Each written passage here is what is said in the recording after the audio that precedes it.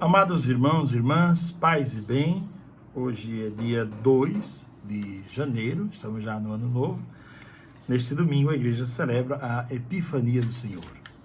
Epifania significa a manifestação do Senhor. É um termo que poderia ser aprofundado, mas nesse momento penso que não teremos tempo para fazê-lo. Vamos ao evangelho desse domingo, que é Mateus capítulo 2, versículos de 1 a 12. Tendo nascido Jesus na cidade de Belém, na Judéia, no tempo do rei Herodes, eis que alguns magos do Oriente chegaram a Jerusalém perguntando: onde está o rei dos judeus que acaba de nascer? Nós vimos a sua estrela no Oriente e viemos adorá-lo. Ao saber disso, o rei Herodes ficou perturbado, assim como toda a cidade de Jerusalém. Reunindo todos os sumos sacerdotes e os mestres da lei, perguntava-lhes onde o Messias deveria nascer. Eles responderam: em Belém, na Judéia, pois assim foi escrito pelo profeta: e tu, Belém, terra de Judá, de modo algum és a menor entre as principais cidades de Judá, porque de ti sairá um chefe que vai ser o pastor de Israel e o meu povo. Então Herodes chamou em segredo os magos e procurou saber deles cuidadosamente quando a estrela tinha aparecido. Depois os enviou a Belém, dizendo: ide e procurai obter informações exatas sobre o menino. E quando o encontrardes, avisai-me, para que também eu vá adorá-lo. Depois que ouviram o rei, eles partiram. E a estrela que tinham visto no Oriente ia adiante deles, até parar sobre o lugar onde estava o menino. Ao verem de novo a estrela, os magos sentiram uma alegria muito grande. Quando entraram na casa, viram o menino com Maria, sua mãe, ajoelharam-se diante dele e o adoraram. Depois abriram seus cofres e lhe ofereceram presentes, ouro, incenso e mirra. Avisados em sonho para não voltarem a Herodes, retornaram para a sua terra seguindo outro caminho. Palavra da salvação, glória a vós, Senhor. Bom, o texto desse domingo é muito rico de elementos teológicos. Nós vamos aprofundar alguns elementos que possam nos ajudar neste dia tão belo da Epifania do Senhor a ter presente estes elementos que o evangelista coloca para a nossa meditação. Primeiro, eu gostaria de citar o evangelho apócrifo, o evangelho armênio da infância de Cristo. Porque é justamente ali, neste evangelho apócrifo, que se fala sobre os reis magos. Quem eram os reis magos? Primeira coisa, é ali naquele evangelho que se colhe a informação que eram 3, talvez 4. 3 reis magos que simbolizam, depois os santos padres farão muitas interpretações, esses 3 reis magos simbolizam os 3 continentes conhecidos na época, quer dizer, o mundo todo que virá para adorar o menino Jesus. O mundo todo, a humanidade inteira é convidada para adorar o menino Jesus. Depois esses 3 que também representam as 3 idades da vida humana. O homem é chamado a conhecer a Deus de pequeno, mas se ele não consegue conhecer a Deus ou não é apresentado ao Senhor quando ainda é pequeno, quando é jovem, quando é criança, será apresentado na idade adulta ou na terceira idade. Os 3 reis magos significam, de maneira alegórica, essas 3 idades principais da vida. Pois bem, eram magos estudiosos, seguidores de uma religião do Oriente, o zoroastrismo, que cultuava, sobretudo, e adorava principalmente o Deus Sol. Procuravam no firmamento, no céu, um evento cósmico extraordinário, porque Zoroastro tinha falado sobre isso. Eles investigavam o universo buscando a verdade. Agora, são chamados a olhar não mais só para o universo, para o céu, para procurar uma estrela, mas agora são chamados a contemplar um menino, a contemplar o ser humano, a contemplar uma criança. são conduzidos por uma estrela. O cardeal Ângelo Comaschi nos diz que, neste tempo, imaginemos que nós somos e devemos ser estrelas que continuamente conduzem os outros para o mistério de Belém. Nós devemos ajudar os irmãos, e a nós mesmos também, a reencontrar constantemente o mistério da Gruta de Belém, porque é o mistério da humildade, de um Deus que se fez carne, de um Deus que se abaixou para elevar o homem. Pois bem, os santos padres, ao invés de falar de santidade, de santificação, falam de divinização, porque eles dizem que à medida que Deus se abaixa, Ele quer que o homem conheça a divindade e ele se torne não somente santo, mas ele conheça a grandeza para a qual ele foi chamado. Diz São João Crisóstomo: cristão, reconhece a grandeza a qual tu foste chamado. Tu és, ou deve ser para o mundo, a presença de um outro Cristo, não é? Pois bem, depois nós temos nesse evangelho apócrifo também uma interpretação sobre esses três presentes, ouro, incenso e mirra. E podemos nos fazer uma pergunta: que presentes nós levamos para o menino Jesus? Eles trouxeram ouro, que significa realeza, incenso, que significa divindades, e só os sacerdotes ofereciam incenso a Deus. Então, esses pagãos, eles vêm oferecer incenso. E trazem mirra, que era um perfume usado entre as pessoas que se amavam, digamos assim. O Antigo Testamento fala muito da mirra, porque o povo eleito se considerava o povo amado de Deus, a noiva. Israel era a noiva. Mas agora todo o povo será convidado a entrar nesta dinâmica, não diminuindo em nada o chamado de Israel, mas todo o povo de Deus é chamado a entrar nesta dinâmica. Vamos então, irmãos e irmãs, mergulhar um pouco no texto de hoje. Tendo Jesus nascido em Belém, na Judeia, no tempo do rei Herodes. Quem era este rei Herodes? Primeiro, era um homem que tinha chegado ao poder. O próprio Agostinho faz um comentário sobre isso. Santo Agostinho comenta esse texto dizendo que Herodes era não tinha sangue judeu, ele era de uma tribo pequena que tem ali perto, e ele chegou ao poder através de uma cilada, digamos assim. É claro que os santos padres fazem inúmeros comentários a esse texto, não vai dar para a gente citar os santos padres olhando todos os momentos do texto, né?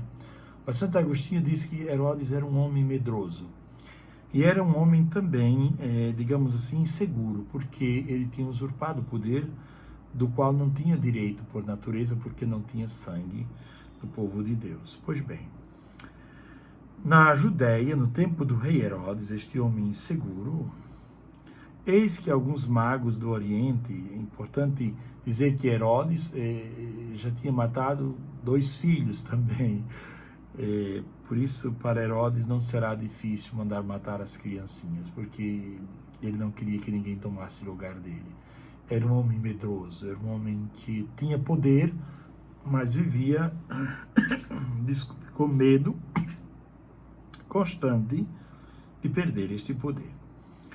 E eis que alguns magos do Oriente, pessoas que estudavam os astros e tudo mais, chegaram a Jerusalém fazendo uma pergunta. Veja que de fato essa pergunta deixa Herodes muito mal. Nós perguntam: onde está o rei dos judeus que acaba de nascer? E Herodes diz: mas como eu sou o rei dos judeus? E como alguém vem me perguntar sobre o rei dos judeus? Então Herodes se sente inseguro, diz o texto. Herodes ficou perturbado, diz o texto, porque os magos disseram: ele acaba de nascer e nós vimos a sua estrela no Oriente e viemos aqui para adorá-lo. Adorá-lo, a palavra adorar, no latim, contém ao seu interno a palavra boca. Ad os, quer dizer, adorar significa aproximar-se e manifestar ternura, beijar, não é? Adorar. Esse pode ser um dos tantos significados da palavra.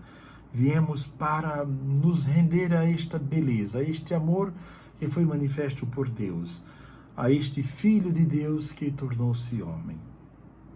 O rei Herodes ficou perturbado, mas não somente Herodes. Toda a cidade de Jerusalém ficou perturbada. Por que a cidade toda ficou perturbada? Diz Santo Agostinho, porque aquela cidade estava, digamos assim, envolvida no mar de tantas coisas, não é? Tem um teólogo italiano muito famoso que diz que até mesmo os sacerdotes, os mestres da lei, ficaram perturbados. E perderam ali uma grande oportunidade, porque se eles sabiam onde nasceria o Messias, por que eles não acompanharam os magos? Porque eles estavam muito comprometidos com outras coisas. Nós devemos pedir a Deus a graça de não ter o coração fechado e de não estarmos comprometidos com outras coisas, senão com o Evangelho. Aqueles sacerdotes perderam uma bela oportunidade de ir com os reis magos para adorar o Messias que tinha acabado de nascer. Mas não só Herodes e o sacerdote, mas o povo todo se sentiu perturbado. Por que perturbado com esta criança? Herodes é um sanguinário. Esse menino vem trazer a paz, quer dizer, vem numa outra dinâmica, vem falando de outras coisas. Então Herodes se sente perturbado e o povo também. Porque muitas vezes o povo comunga e aplaude certas coisas que não devia comungar com estas coisas nem aplaudir. Mas é o que acontece no texto. O povo fica perturbado. Bom, vejamos. Herodes então perguntou, reunindo todos os sumos sacerdotes e os mestres da lei que conheciam a Bíblia, perguntaram, onde deve nascer o Messias? Eles disseram, em Belém, na Judeia, pois assim foi escrito pelo profeta. Eles tomam um texto do profeta Miqueias, só que Miqueias dizia uma coisa que o evangelista corta aqui. Porque Miqueias dizia assim, tu Belém, terra de Judá, de modo algum és a menor entre as principais cidades, porque de ti nascerá um dominador. A palavra aqui é trocada pelo evangelista Mateus. Ele diz, de ti nascerá ou sairá um chefe que vai ser o pastor. Veja que imagem bela, não há imagem mais bela para definir. O pastor, que é aquele que cuida da ovelha, que carrega no ombro, que tem cuidado na ovelha quando ela está ferida, doente, quer dizer, de ti sairá um pastor. E então diz o texto que Herodes imediatamente pensou num plano para destruir o menino. Chamou os magos em segredo e disse, olha, quando vocês souberem onde vai nascer o menino, com toda precisão, quando vocês virem onde está o menino, vocês venham me dizer bem direitinho, porque eu também quero ir adorá-lo. Mas, na verdade, as intenções de Herodes eram outras. O menino era uma ameaça para o rei Herodes, não é? Como para os sacerdotes e também para os mestres da lei e até para o povo. Foram os pastores que pastoreavam ovelhas, que viram o menino, e agora vêm esses magos que eram de outra religião, pagã, e aqui é que se concretizam muitas profecias. Quando vocês encontrarem o menino, me avisem, porque eu quero adorá-lo também. E o texto diz que eles seguiram. Ao verem de novo a estrela, ficaram cheios, sentiram uma grande alegria. E quando entraram na casa, viram o menino com Maria, sua mãe. E eles se ajoelharam diante do menino e o adoraram.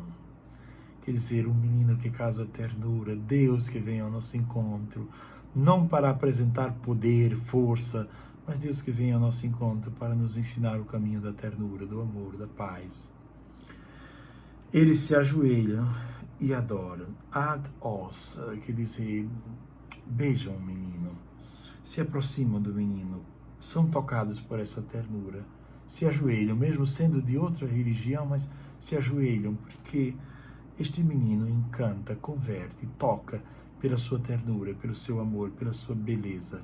É Deus feito homem. E depois, diz o texto, abriram seus cofres e ofereceram presentes. Nós somos convidadas também hoje a pensar qual o melhor presente que Jesus gostaria de receber da minha parte, da minha família. O que é que eu poderia oferecer a Jesus hoje? Um pouco mais do meu tempo servindo a minha comunidade?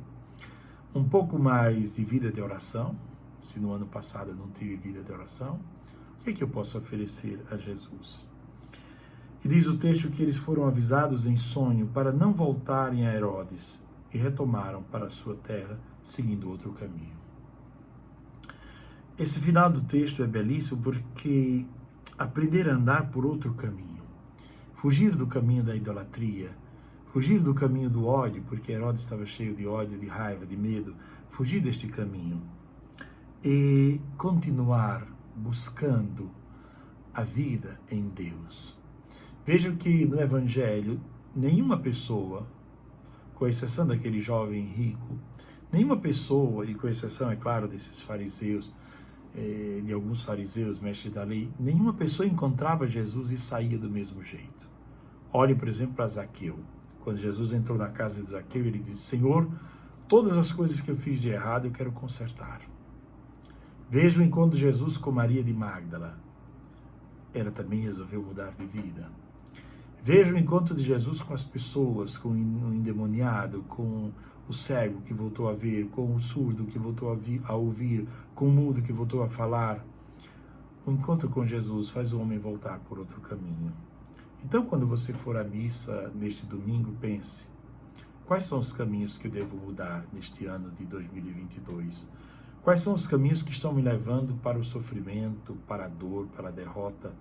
Quais são os caminhos que estão destruindo minha família, minha casa, minhas boas amizades, que estão destruindo a mim mesmo, não é? Quais são os caminhos que eu devo mudar para que esse ano seja de fato um ano novo, um ano belo? Começamos o ano tocados por essa ternura deste menino. Somos convidados a adorá-lo, ad-os, é dizer, nos aproximar, beijar, deixar que o amor, a beleza, a ternura dele nos toque. Eu desejo a todos a graça de um ótimo domingo e, repito, ao voltar da missa, você pense: como os magos voltaram por outro caminho, eu preciso tomar também decisões e voltar por outro caminho. Se é a bebida que está te estragando, volta por outro caminho. Se é algum tipo de vício, volta por outro caminho. Se é infidelidade conjugal que está destruindo a tua casa, o teu relacionamento, volta por outro caminho agora. Nesse ano, procura reconstruir uma estrada bela, uma estrada bonita, uma estrada iluminada pela presença do Senhor. Abençoe-vos Deus, que é todo-poderoso, o Pai, o Filho e o Espírito Santo. Amém. Tenham todos um ótimo domingo, paz e bem.